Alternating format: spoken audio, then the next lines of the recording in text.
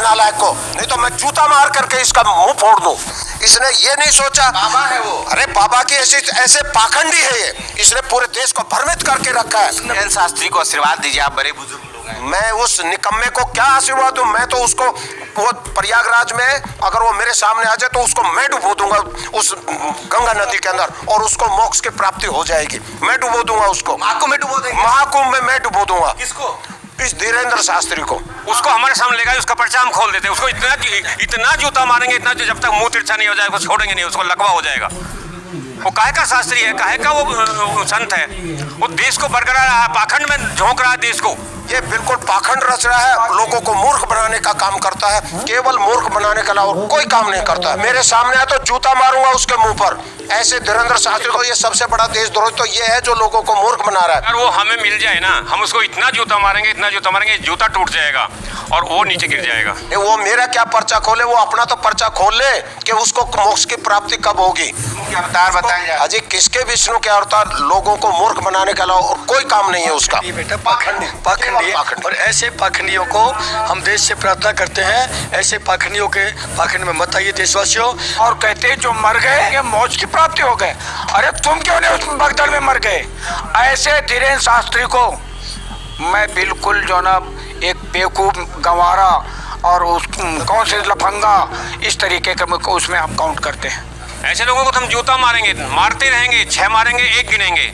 उन बर्फीले पहाड़ों में ड्यूटी किया है जो धर्मेंद्र शास्त्री को एक आधे घंटे के लिए माइनस डिग्री पे बैठा के देखिए, उनकी हड्डियां गल जाएंगी, हड्डियां गल जाएंगी। जेल में डालेंगे बिना गवाह के। तिहाड़ जेल बाजू में है। जिसको आप शास्त्री बोलते हो, धीरेन्द्र कुमार जो भी है, शास्त्री वास्ते हम नहीं बोलेंगे, उसको ज्ञान नहीं है, वो पाखंड में लोगों को फंसा रहा है। उसको जेल में डालना चाहिए, ऐसे आदमी को जेल में होना चाहिए। जिनके घरों का चिराग बुझ गया, अरे इनको इतना ही ज्ञान है कि उससे संगा के तपटे मरने से मोक्ष मिलता है, तो ये क्यों नहीं भगदड़ में घुस गए थे? ये धीरे साल को उसमें भगदड़ में अगर उसको मोक्ष मिलने का ज्ञान है तो उसको कूद जाना चाहिए उसमें। वो दूसरे के लिए कैसे इस तरीके की बयानबाजी कर करके और जितने उनकी लाशों के ऊपर उनका अपमान कर रहा है वो। तो ऐसे जो धीरेन्द्र शास्त्री में उनको कुछ नहीं मानता हूँ। वो सिर्फ वो किसी के दल्ले हैं, किसी पार्टी के दल्ले हैं, इसलिए उसे ऐसी तरह की बयानबाजी करते हैं। ये कोई बाबा नहीं है, ये जो है धंधा करने वाले, धंधा आस्थाओं का धंधा। ये हिंदू भाई हैं जो हमारे सनातन संस्कृति के हमारे भाई हैं, उनकी आस्थाओं के साथ खिलवाड़ करते हैं। ये कोई बाबा नहीं है, ये बाबा की परिभाषा जानते नहीं है। इस बेशर्म व्यक्ति को शर्म नहीं आती है? थोड़ी सी भी लज्जा है? अरे अगर इतना ही मोक्ष की आपको शौक है तो आप अपने पूरे परिवार के साथ, बीवी बच्चों के साथ, अगर कोई भाई बंधु है, अपने माता पिता को इसमें मोक्ष में क्यों नहीं प्राप्त कर लेते? मतलब दुनिया मरे तो उसका आप मजाक उड़ाते हैं। ये लफंगे हैं, ये लोग ये लफंगे हैं। खाली इनको एक नब्ज पाकी है हमारे देश के हिंदुओं की कि वो नब्ज दबाओ और देश की आस्थाओं के साथ खिलवाड़ करो कि हिंदू देश बनाएंगे, ये करेंगे। इसके बाप की औकात है क्या है? अरे हम फौजी, हम देश के लिए लड़ते हैं। आप तो देशद्रोही हैं, वो कह रहे हैं कि तो हमारे फौजी भाई जो सीमाओं पर डट करके आपकी रक्षा करता है, वो तो ड्यूटी पे है, वो तो देश की सीमा नहीं छोड़ सकता। अगर वो महाकुंभ नहीं नहाने गया, इसका मतलब देशद्रोही हो गया। कितनी नीचता की बात का शर्म आती है। तो चुल्लू भर पानी में धीरेन्द्र पांडे, चंकू पांडे, तो चुल्लू भर पानी में डूब के मर जाओ। तुम्हारे जैसे लफाज जिनके कारण आज मेरे देश का भाईचारा बिगड़ रहा है, आज देश को नफरतों की आग में झोंका है तुम्हारे जैसे नालायकों ने। हम फौजी हैं, देश की सीमा पर हिंदू, मुसलमान, सिख, ईसाई मिलकर के देश के लिए लड़ते हैं। आज कुछ ऐसे लफंगों ने देश के अंदर जो है ऐसा माहौल क्रिएट कर दिया, आज देश में नफरत की आग लगा दी। इस धीरेन्द्र शास्त्री से ये पूछा जाए, इस निकम्मे आदमी को ये पूछा जाए कि मोक्ष क्या चीज होती है और क्या किसने देखा है, इस बात का इसके पास प्रमाण है क्या? तो ये क्यों नहीं मोक्ष प्राप्त किया? ये क्यों बच गया वहां? बिल्कुल मरना चाहिए इस नालायक को, नहीं तो मैं जूता मार करके इसका मुंह फोड़ दूं। इसने ये नहीं सोचा, बाबा है वो। अरे बाबा की ऐसे पाखंडी है ये, इसने पूरे देश को भ्रमित करके रखा है। धीरेन्द्र शास्त्री भी तो वही काम कर रहे हैं। बिल्कुल गलत है। धीरेन्द्र ये बिल्कुल पाखंड रच रहा है, लोगों को मूर्ख बनाने का काम करता है, केवल मूर्ख बनाने के अलावा कोई काम नहीं करता है। पीट देंगे आप। मैं पीट दूंगा, मेरे सामने आया तो जूता मारूंगा उसके मुंह पर। ऐसे धीरेन्द्र शास्त्री को मैं ये कह रहा हूं, जो हमारे देश के अंदर जो प्रशासनिक व्यवस्था है वो भी उनको कहीं सपोर्ट करती है, बिल्कुल गलत है। जूता मारेंगे आप? जूता इसलिए मारेंगे, इसलिए अरे धीरेन्द्र शास्त्री को मारेंगे। क्यों मारेंगे? क्योंकि भाई मेरी बात सुनो, जो व्यक्ति यूं कह रहा है कि जो इस कुंभ में स्नान नहीं किया उसको मोक्ष की प्राप्ति नहीं होगी और वो देशद्रोही होगा। अरे देशद्रोही तो ये सबसे बड़ा देशद्रोही तो ये है जो लोगों को मूर्ख बना रहा है। ये बताइए, जो साइचिन ग्लेशियर के अंदर सैनिक खड़ा है, क्या वो सीमा छोड़ करके इस कुंभ में नहाने के लिए आएगा? पर्चा खोलते हैं, भविष्य बताते हैं, पर्चा खोल के। क्या पर्चा खोल के मनाता है? ये सब बेवकूफ बनाते हैं लोगों को। अपने बारे में पता नहीं, दूसरे के बारे में क्या पर्चा खोल के बताएंगे? टोटली पाखंड है। अगर तेरे हाथ में इतनी ही पावर है ना धीरेन्द्र शास्त्री, शंकु पांडे, तो हमारे मंत्र मारो तेरे जैसे पता नहीं कितने पाखंडी देखे। सेना है, हम पाखंड के ऊपर नहीं जाते।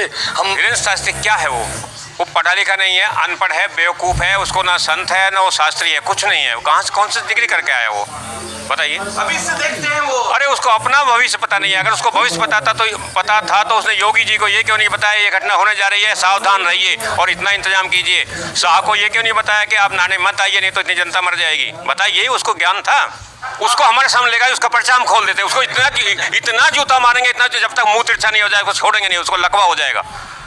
वो काहे का शास्त्री है, काहे का वो संत है? वो देश को बरकरार रहा, पाखंड में झोंक रहा है देश को। अंदर से देश के अंदर आग लगाने वाले गद्दार हैं। ये काहे का बाबा है? ये पाखंडी है, दलालों की भाषा बोलते हैं। देश के अंदर नफरत, देश के जो हमारे सीधे साधे हमारे सनातनी हैं उनको मूर्ख बनाते पाखंडी हैं, और जितने पाखंडी हैं उनका पर्दाफाश होगा, हम करेंगे। पर वो हमें मिल जाए ना, हम उसको इतना जूता मारेंगे जूता टूट जाएगा और वो नीचे गिर जाएगा। किसको मारेंगे? अरे वो जिसको तुम धीरेन्द्र कुमार बोलते हो, शास्त्री है। शास्त्र काहे का शास्त्री है? कहाँ से पढ़ के आया? कौन सी डिग्री है उसके पास? पर्चा खोल देते हैं। शास्त्रियों के यही बयान होते हैं क्या?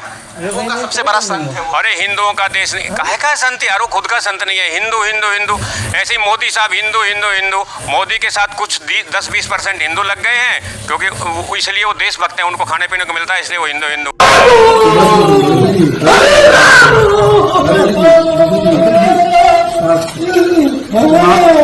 आप उसकी लड़ाई लड़िए, लड़ी जाएगी, लड़ाई को आप लड़ेंगे, उसको न्याय उसके दिलाएंगे।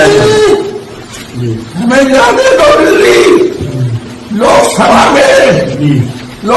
में जाने दो, मोदी के सामने हम बात रखेंगे, न्याय लगेगा तो हम इस्तीफा दे देंगे।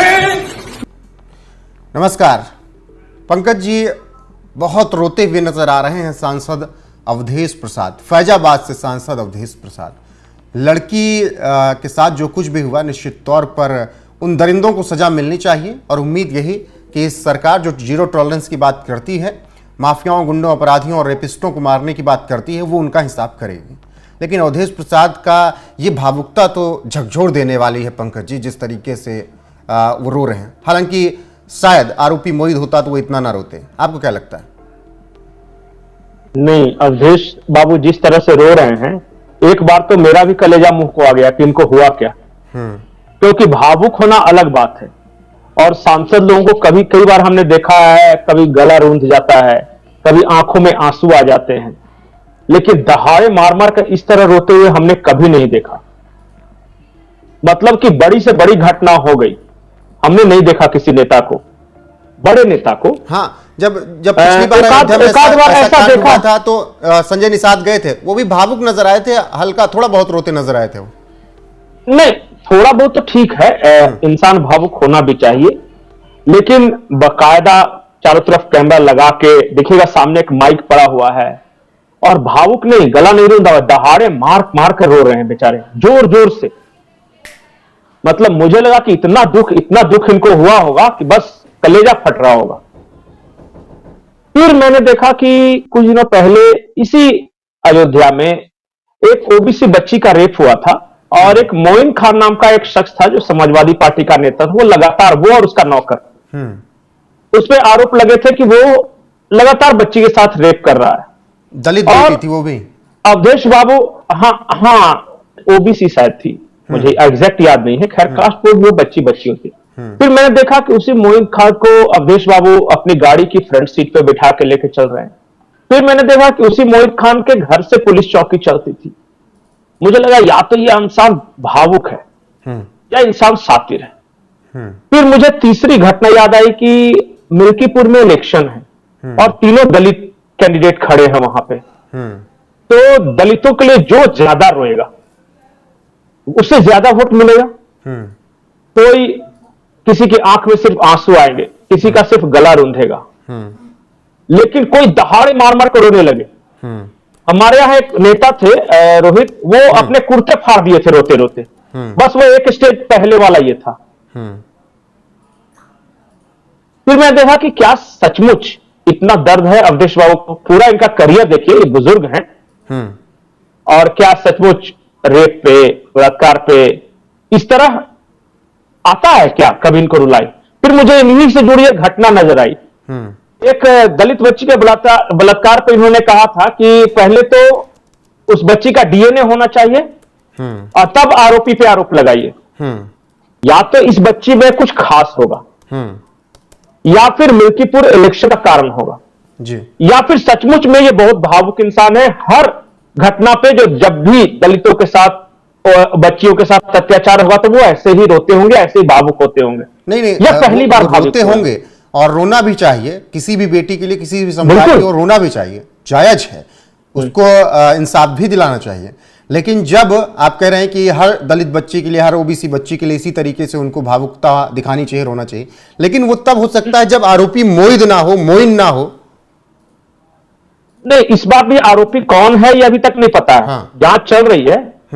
और देखिए, गलती से अगर कोई सपाई या फिर कोई मुस्लिम अगर निकल जाए तब भी ये रोएंगे या तब भी इस्तीफा देगा। मुझे तो लगता है कि इस्तीफा देना चाहिए, क्योंकि जिस सांसद के क्षेत्र में लगातार बलात्कार की घटनाएं हो रही हो, पिछली बार भी हुई थी ना अयोध्या में, अब वो नहीं कुछ कर पा रहा हो तो इस्तीफा ही दे देना चाहिए।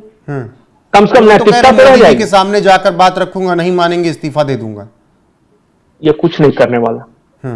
मैं बोलिए तो स्टैंप पेपर पर लिख के दे देता हूं। ये बस केवल 5 फरवरी तक का मामला सेट करना है। ये अगर रुलाई आती है ना तो पहली बार जब घटना होती है तब, जब सुनते हैं पहली बार तब झटका लगता है। घटना को जानकर बाकायदा प्रेस कॉन्फ्रेंस बुलाकर इतने जोर जोर से रुलाई नहीं आती। ये उसी तरह का है कि मैं बहुत पहले का एक वीडियो देख रहा था, बापू की एक मूर्ति के सामने कुछ सपाई रो रहे थे, हाय बापू कहां चले गए, बापू मर जाएंगे, बापू देश क्या हो गया। बस यही था कि वो बेचारा छोटा कार्य करता था तो उसको उतना माइलेज नहीं मिला। और ये चूंकि सांसद थे, और बगल वाला क्या बोल रहा है देखिए, मैं नहीं जानता वो कौन है, शायद समाजवादी पार्टी के नेता होंगे, अवधेश बाबू आप इस्तीफा नहीं दीजिएगा, लड़ाई लड़नी है आपको। मतलब कि वहीं पे बस रुलाई के साथ ही वो जो बैकअप प्लान भी तैयार है कि कार्यकर्ता कह रहे हैं कि इस्तीफा नहीं देना।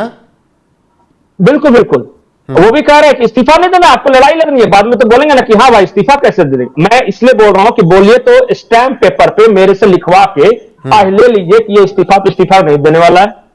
और ना ये नेचुरल रुलाई है। नेचुरल जो आती है ना रुलाई, वो अलग तरीके की होती है, वो भावुकता वाली होती है। और ये जोर जोर से बहुत करके रो रहा है देखिए, और वो भी बिल्कुल सामने कैमरा, देखिए माइक दिख रहा है, माइक से आवाज के कैमरे लगे हुए थे। हाँ, माइक इसलिए ऑन कर रखा गया था ताकि आवाज अच्छे से कैच। हाँ नहीं, एक चीज और है, मैं देखता हूं जैसे सेंसिटिव आदमी, जैसे मैं हूं आप हैं, अगर रुलाई आएगा ना तो तुरंत हट जाएंगे, बोलेंगे आई एम सॉरी, इसको हटा लीजिए, या फिर कहीं किनारे हो जाएंगे और तब रोएंगे। जो रोना दिखाना होता है ना, वो कहीं भी रुलाई आए आके रोता है कैमरे पे ही। दोनों में फर्क है, एक कैमरे से दूर चला जाता है या हटा देता है माइक को अगर फक के रोना आ रहा है तो, और दूसरा क्या करता है, कैमरा ऑन करता है, माइक ऑन करता है, तब रोता है। बस यही दोनों में फर्क है, बेसिक फर्क। ठीक, आखिरी सवाल, इससे कुछ फर्क पड़ेगा 5 फरवरी को मिल्कीपुर के उपचुनाव में? देखिए, सहानुभूति लेने की कोशिश है। ये दौर जो है ना, ये दौर मतलब कि इसी तरह के नेताओं का है। अब मैं ये नहीं बताऊंगा कौन नेता क्या कर रहा है, लेकिन ये रोना, हाय हाय मेरे पे बहुत ज्यादा अत्याचार हो गया, या फिर मतलब कि मैं ही सबसे ज्यादा प्रताड़ित हूं। नहीं, वाकई में बेटी के लिए रो रहे हैं या फिर मिल्कीपुर के लिए रो रहे हैं? मिल्कीपुर जीतने मिल्कीपुर में देखिए दलित वोटर निर्णायक, बेटे को जिताने के लिए एग्जैक्टली और इसलिए क्योंकि दलित वोटर निर्णायक है, तीनों दलित कैंडिडेट हैं। इनको लग रहा था कि चूंकि एक दलित बच्ची के साथ किसने किया है, अभी भी मैं नहीं बोल रहा हूं। देखिए, अगर निकला पकड़ा तो जाएगा आज न कल, लेकिन अगर देखिएगा कि अगर बता रहा हूं, अगर वो जो आरोपी है खास समुदाय से निकल गया या गलती से सपाई निकल गया, फिर देखिए इनका रीजनिंग, क्योंकि मैंने आपको एक बाइट भेजा है राहुल को जी, वो शायद अगर निकाल के चला सके, क्योंकि ठीक इससे पहले वाला जब रेप हुआ था ना, तो यही अवधेश प्रसाद का क्या रिएक्शन था उस रेप के। नहीं उस समय तो अब कह रहे उसी थे से मैं पता जानता चलेगा भी कि नहीं हूं, कैरेक्टर। ये है वो है, बड़ी चीजें बता रहे थे। वही मैंने दिया है। देखिए, ये इंसान का एक जो वैल्यू सिस्टम पता चलता है कि वो किस तरह का इंसान है। एक इंसान ऐसा होता है जो किसी फिल्मों में दर्दनाक सीन देखता है, रोता है, या फिर कुछ इस तरह की घटनाएं देख लेता है, रोता है। एक ऐसा इंसान जिसको रुलाई नहीं आती, वो टाइमिंग पे रोता है। जैसे चुनाव के पहले रोना, कैमरे के सामने रोना, प्रेस कॉन्फ्रेंस बुलाकर रोना, इस तरह का। देखिए, महत्व टाइमिंग का है ना। और इधर जैसे मान लिया कि उस बच्ची के बारे में जब सुना था, घर के अकेले कमरे में अगर होती तो फिर क्या फायदा था? फायदा तो तब होता है ना जब चारों तरफ सबको पहले बुलाया, सारी मीडिया को, कैमरा ऑन करो, माइक ऑन करो, दो को बैठाया, और उसके बाद रुआंसा भी नहीं हुए, भावुक नहीं हुए, ये दहाड़ मार करो, हाय हाय, और जोर जोर से, मतलब आवाज गूंजनी चाहिए। अब हंसी कैसे नहीं आती मुझे नहीं पता, आसपास के लोगों को तो आती होगी। अब देखिए वहां जो अगर ये पत्रकार तब गए होते थे कि वाकई में बेटी के लिए दर्द है, पिछली वाली बेटी के लिए भी इतना ही दर्द होता, या हर बेटियों के लिए इतना दर्द होता, तब माना जाता कि ठीक है चलिए अवधेश प्रसाद या कोई भी नेता इस तरीके से लगातार बेटियों पे हमले जब होते हैं, अत्याचार होता है, तो इसी तरीके से भावुकता दिखाते हैं, रोते हैं और अपनी बात रखते हैं। लेकिन ये बहुत ज्यादा भावुक इंसान है, केवल यहां पर तब बहुत ज्यादा भावुक इंसान है। ये तीसरी रेप की घटना हुई है जिस सांसद के कार्यकाल के पहले साल, 1.5 साल हुआ होगा।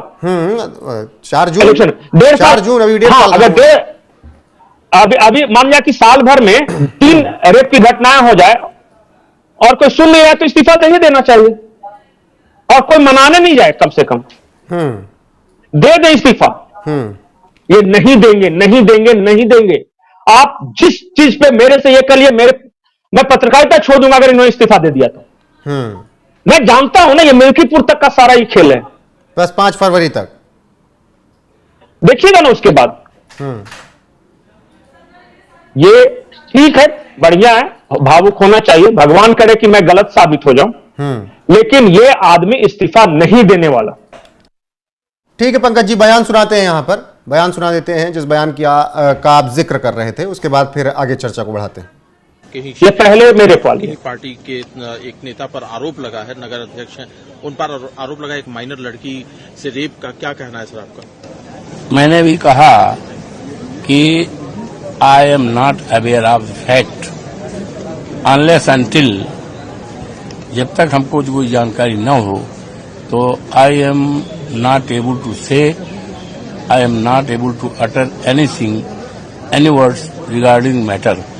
अब हम जानकारी ले लेंगे तब कोई बात आपसे बता पाएंगे सर। लेकिन हर जगह मीडिया में ये बातें, पंकज जी तब तो अंग्रेजी सूझ रही थी अवधेश प्रसाद को।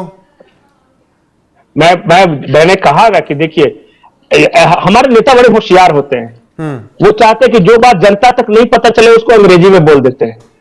पता है ना कि मेरे वोटर को कम अंग्रेजी आती है, तो वो समझेगा नहीं क्या बोले, और जो बातें जनता तक पहुंचानी होती है फिर ठेठ लैंग्वेज में बात करने लगते हैं। ये भी एक आर्ट ऑफ कम्युनिकेशन है, वो सीखना चाहिए कि जो चीजें छुपानी हो उसे अंग्रेजी में बोलो। बिल्कुल पंकज जी, और यही वजह है कि सीएम योगी आदित्यनाथ ने जब मिल्कीपुर से भाषण दिया तो उन्होंने बताया कि ये कोरी नौटंकी चल रही है। हालांकि राजनीतिक बयानबाजी दोनों तरफ से चल रही है, एक तरफ रोया धोया जा रहा है, दूसरी तरफ बताया जा रहा है कि ये नौटंकी है। आपका बहुत बहुत शुक्रिया। और योगी आदित्यनाथ क्या कुछ कह रहे हैं अवधेश प्रसाद के इस रोने पर, वो आपको सुनाते हैं। बने रहिए आप हमारे साथ। वीडियो पर आप अवधेश प्रसाद के रोने पर क्या कुछ कहना चाहते हैं जरूर बताइएगा। नमस्कार। और याद करना, अयोध्या में भी कल एक बेटी के साथ घटना घटित हुई है, जहां जब निचले स्तर पर जाएगी जो नौटंकी आज इनका सांसद कर रहा है, याद करना, उसमें भी कोई ना कोई समाजवादी पार्टी का परिंदा शामिल जरूर होगा। बहनों और भाइयों, मैं आपको इस बात के लिए आश्वस्त करने के लिए आया हूं, हर बेटी को सम्मान देना और उसकी सुरक्षा करना, हर महापुरुष का सम्मान करना, विकास की समग्र कार्य योजना को आगे बढ़ा करके, जैसे अयोध्या देश की पहली सोलर सिटी बन गई है, अयोध्या आज अंतर्राष्ट्रीय टूरिज्म का और देश और दुनिया के श्रद्धालुओं को अपनी ओर आकर्षित कर रही है। मैं आपको पिछली बार भी मैंने आंकड़े दिए थे कि 2016 में जिस समाजवादी पार्टी की सरकार थी, अयोध्या में तब एक वर्ष में कुल टूरिस्ट आया था 2,35,000 और 2024 में आए हैं 16 करोड़ 11 लाख, यानी 2 लाख 16 में आए थे जब समाजवादी पार्टी की सरकार थी, और 2014 लाख 1611 लाख। क्या कोई तुलना भी है क्या? बहनों और भाइयों, ये विकास विरोधी भी है, लोक कल्याण विरोधी भी है, इनकी दृष्टि सफाई से बाहर नहीं जाती है।